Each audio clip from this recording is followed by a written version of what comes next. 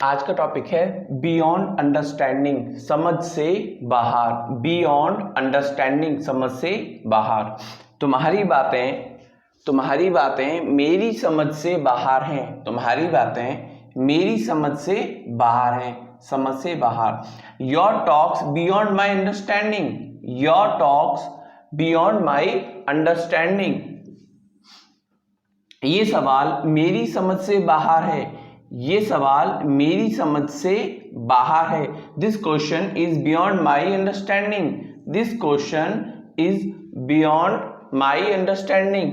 अब तुम मेरी समझ से बाहर हो।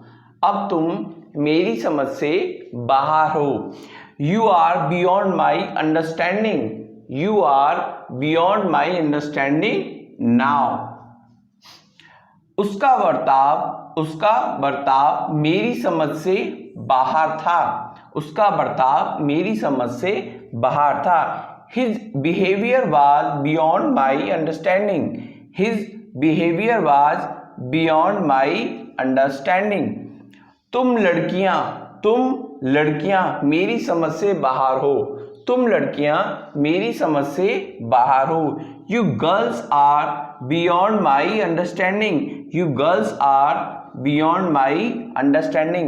अंतिम वाला आपको ट्रांसलेट करना है और कमेंट सेक्शन में लिख कर बताना है। ये है हॉलीवुड मूवीज मेरी समझ से बाहर है। मेरी समझ से बाहर है या मेरी समझ के बाहर है। Thank you for watching.